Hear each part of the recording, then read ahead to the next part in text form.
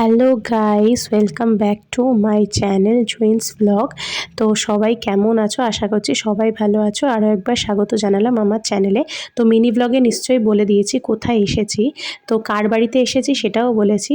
তো দেখো তাদের বাড়িতে এসেছে আর সকালবেলায়, পরের দিনের ভিডিও এটা। সকালবেলায় দেখো কি কুয়াশা, তো এত কুয়াশা, রোদ উঠতে প্রায় 11টা বেজে গেছে। এদিকে কিছুই দেখা যাচ্ছে না। শীতকালে এই সিনারিটা কিন্তু দেখতে বেশ ভালো লাগে, আমার তো খুবই ভালো লাগে। তো দেখো তারপরে আমি ঘরে চলে আসলাম ফ্রেশ হয়ে। এদিকে কিন্তু আমার বড়বাবু ফোন ঘাঁটছেন আর এদিকে মাম্মাম কিন্তু ঘুমাচ্ছে। আমরা ওদের রুমেই ঘুমিয়েছিলাম আর ওরা ওদের আর একটা রুমে শুয়েছিল। তো এদিকে দেখো আমি কিন্তু নিজেকে একটু ভিডিওর মধ্যে ক্যাপচার করে নিচ্ছি, কারণ আমাকে ভিডিও তুলে দেওয়ার কেউই নেই। আর এদিকে দেখো কিন্তু এদিকে এই আমার পুরোপুরি ফ্রেন্ড, আমরা না একসাথে শিলিগুড়িতে থেকেছিলাম জানো তো। তো দেখো ও একটু হাই করলো, আমি হাই করতে বললাম। ও তো সকাল সকাল এদিকে ভাত বসিয়ে দিয়েছে। যেহেতু আমরা যাব, নিশ্চয়ই থাম্বনেল দেখে বুঝতেই পেরেছো কী রিলেটেড ভিডিও হতে চলেছে।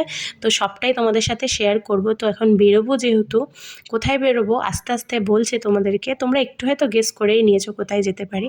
তো দেখো কি হাসি, কারণ আমি এখানে ভ্লগ করছি আর ও কিন্তু লজ্জা পাচ্ছে, বলছে কি আমি ভিডিওর মধ্যে আসবো। আমি বলছি হ্যাঁ হ্যাঁ, এইটাই তো মজা।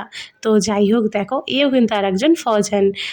তো দাদারা মানে ওর হাজব্যান্ড আর আমার হাজব্যান্ড দুজনেই কিন্তু সেম ইউনিটের ছিল, কিন্তু এখন সেম ইউনিটের নেই, কিন্তু সেম ইউনিটের কিন্তু কোম্পানিও এক ছিল আগে, কিন্তু এখন কোম্পানি নেই, যেহেতু কোম্পানি আলাদা হয়ে গেছে, কিন্তু একই জায়গায় পোস্টিং দুজনের। তো দেখা অনেক দিন পর হয়। আর আমরা না একটা সময়, যখন আমার মেয়ে হয়নি, প্রথম আমার বিয়ে হয়েছিল, তখন আমরা একসাথে শিলিগুড়ি কোয়ার্টারে ছিলাম। তো বেশ মজা হয়েছিল। তো তবে থেকে আমরা কিন্তু খুব ভালো বন্ধু। তো এই এখনও কিন্তু প্রায় 1 বছর পর আমাদের সাথে ওর দেখা হলো। তো ওর মেয়েটাও দেখো কত বড় হয়ে গেছে। তো মানে আমার বরের বন্ধুর বউ আমার ভালো বন্ধু, আর ওর বন্ধু তো বন্ধুই। তো যাই হোক, খুব ভালো বন্ধু কিন্তু আমরা দুজন। তো দেখো ফাইনালি আমরা খেয়ে দিয়ে রেডি হয়ে গিয়েছি, আর মামাকে বলছি একটু ভালো করে পোজ দিয়ে দাঁড়াও। তো এদিকে দেখো ভালো করে পোজ দিয়ে দাঁড়াতে গিয়ে পারছে না, তো কাছে চলে এসছে দেখবে বলে। তারপরে এইদিকে দেখো ফজিবাবুও দাঁড়িয়ে আছে। আর এদের এখানে না কি সুন্দর ঘরের পাশে একটা ছোট্ট মিনি বাঁশ বাগান আছে, খুব ভালো লাগলো দেখতে।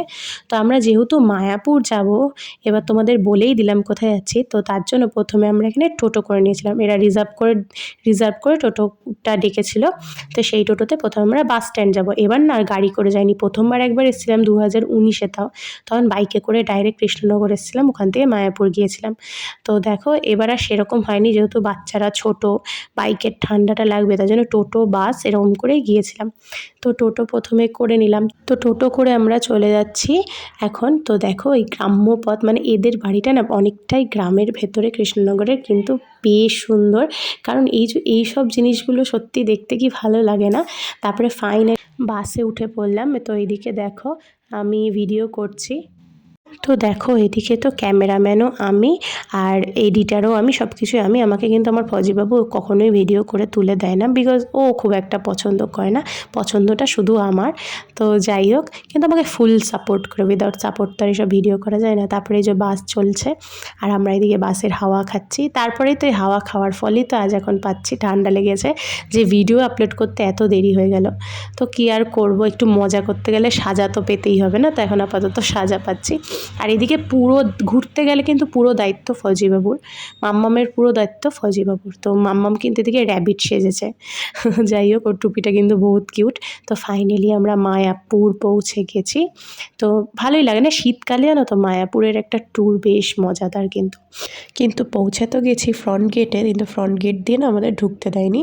তো যাই হোক, ওখানে আর সেই দিনটা মানে ক্রিসমাসের আগের দিন আমরা গেছি, যে কি ভিড় তোমাদের কি বলবো, প্রচুর ভিড়।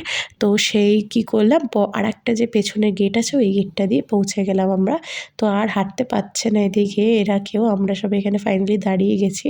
আর মাম্মাম তোর পাপার কোলেই ছিল কন্টিনিউ, কিন্তু বিপন্নিতা তো এখানে একটু বড় হয়েছে, তো কোলে নেওয়া তো সম্ভব না। তারপরে ফাইনালি সবাই বসে গেলাম।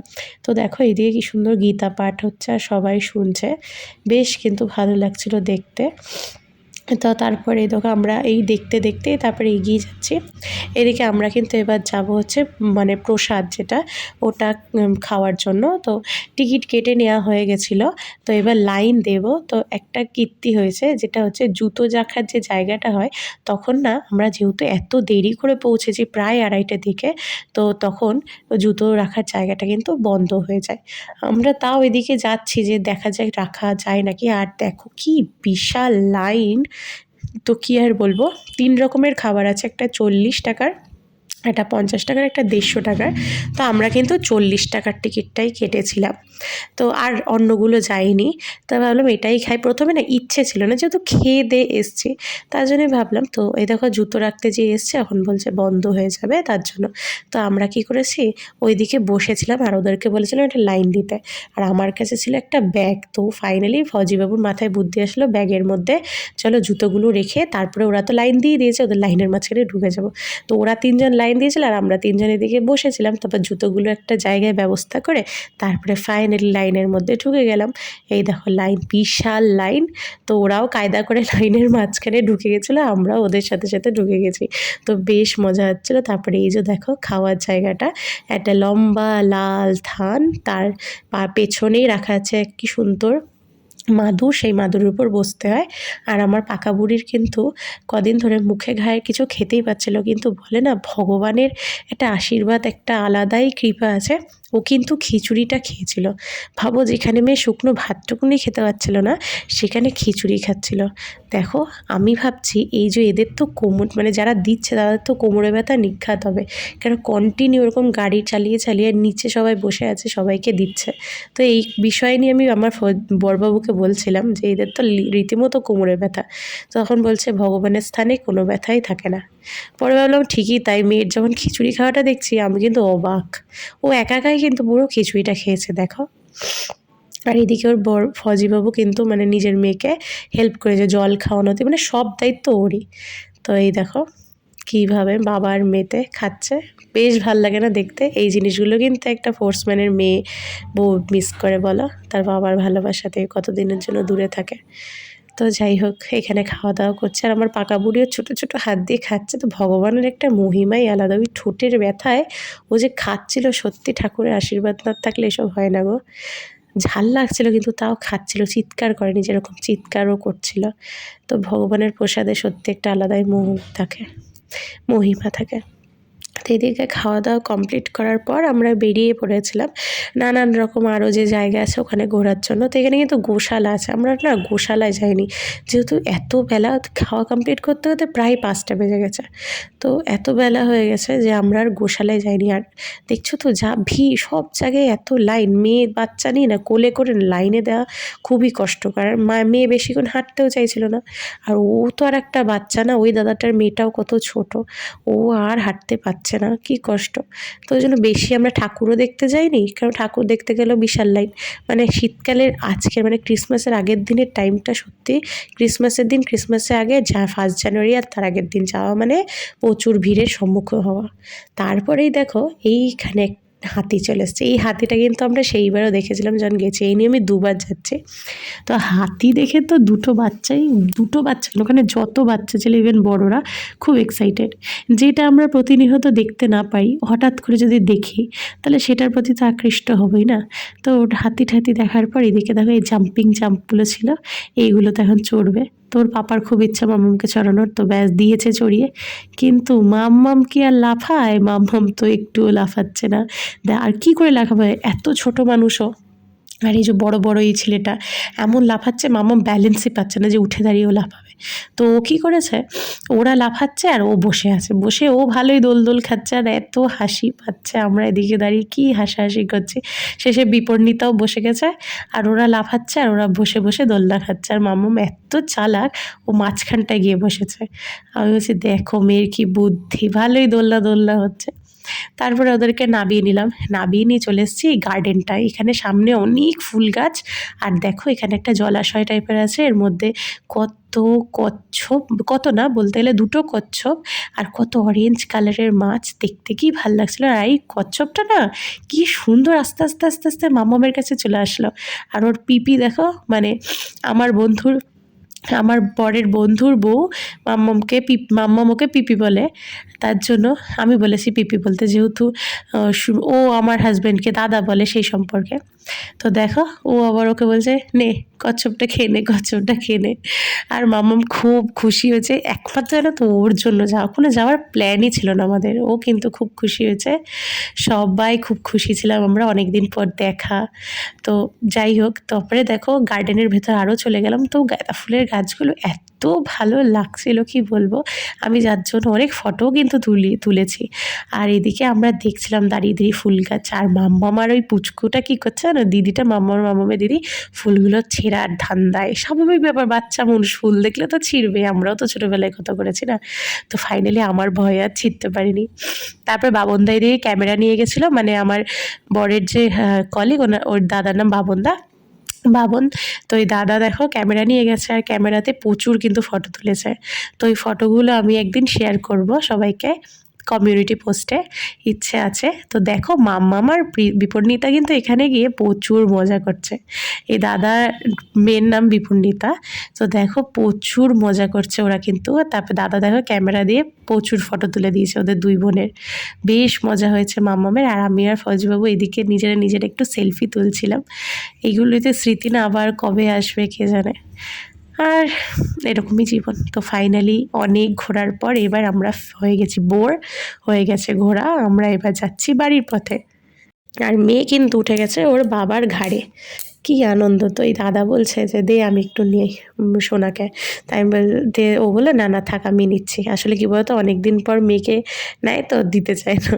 তো দেখো এদিকে এবার ফাইনালি আমরা বাইরে যাচ্ছি। আর সন্ধ্যের যে আরতিটা হয় ওটা দেখার সত্যি হলো না, কারণ ওর জন্য অনেক লাইন দিতে হতো। তো দেখো ভাগ্যে যদি থাকে তাহলে কিন্তু সবই প্রাপ্য হয়। আমরা যেই যাচ্ছি যেতে যেতে একটা রথে করে রাধাকৃষ্ণ সেম ছোট মূর্তি নিয়ে যাচ্ছিল। তো যখনই সন্ধে আরতি আরম্ভ হয়েছে ওই সেম জায়গাতে দাঁড়িয়েই কিন্তু অ্যাংলো ইন্ডিয়ানরা সন্ধে আরতি করতে আরম্ভ করে দিয়েছে, বিদেশিগুলো। তো সেটার দর্শন কিন্তু আমাদের হয়েছে। তো দেখো ভাগ্যে থাকলে সবই হয় না। গেলাম অত দূর কষ্ট করে একটু সন্ধে আরতি দেখার জন্যই তো আরও সবাই দাঁড়িয়ে থাকে। তো দেখতে পাচ্ছ তো কি ভিড় দেখো, তাও একটুখানি ভিডিও করেছি আর এই দর্শন পেয়েছি। বাবা সত্যি আমার ভাগ্যে ছিল। তো এইটুকুনিটা দেখেই সোজা চলে গেছি, কেন লাস্ট বাস ছিল কৃষ্ণনগর থেকে, ওই লাস্ট বাসে আমরা ধরেছি। আর একটা মজার জিনিস হয়েছে সেটাও তোমাদের চলো শেয়ার করছি। আপাতত দেখো এখানে কিন্তু কি সুন্দর বিদেশিরা কীর্তন করছে বলো। তারপরে এই যে বেরিয়ে আসলাম আমরা পুরো রাস্তায়, একদম চলে যাচ্ছি বাস ধরবো বলে। তো এখানে সামনে একটা তাড়াতাড়ি হেঁটে গিয়েছিলাম বলে একটা বাস পেয়ে গেছিলাম। প্রথমে একটা বাসে করে আমরা ফেরিঘাটে যাব, ফেরিঘাট থেকে লাস্ট বাসটা আমরা পাবো। তো সেইটার জন্য এই প্ল্যানটাই ছিল, তো সেই প্ল্যান করেই আমরা যাচ্ছি। তো এদিকে আমি ফৌজিবাবু আর ওইদিকে আমার ফ্রেন্ড, ওর ফ্রেন্ড, ওর মেয়ে, আমরা হাঁটছি। আর এদিকে বাবনদা কিন্তু মেয়েকে নিয়ে নিয়েছে কোলে। আর এই যে আমি সুজে বিপন্নিতাকে নিয়ে বসেছি, আর ওরা সব পেছনে বসেছে, ওদেরকে আমরা দেখতেই পাইনি। আর বাসটায় প্রচুর ভিড়। তারপরে আমরা বাসে করে এই যে যাচ্ছি ফেরিঘাটের উদ্দেশ্যে। এদিকে আর ওদেরকে দেখতেই পাচ্ছি না, আমি যেহেতু আগে জায়গা পেয়ে গেছি ওখানেই বসে পড়েছি। আর মাম্মাম আর ওর পাপা কিন্তু পেছনে বসেছে। তো তারপরে বাসে করে আমরা চলে আসলাম ফাইনালি ফেরিঘাটে। তো এই দেখো ফেরিঘাটে চলে এসেছি, আর হাতে করে সবাই একটা করে পেয়ারা মাখা খাচ্ছি, বেশ মজা লাগছিল পেয়ারা মাখা খেতে। তারপরে দেখো এই যে চলে এসেছি বোটে, আমার এত মজা লাগছিল কি বলবো। আর কত দিন পর বোটে চেপেছি, এরম এপার থেকে ওপার বোটে করে যেতে কিন্তু বেশ মজা লাগে বলো। তো দেখো এদিকে বসে পড়েছি। তো ফাইনালি আমরা পৌঁছে গেছি এবার গন্তব্যস্থলে।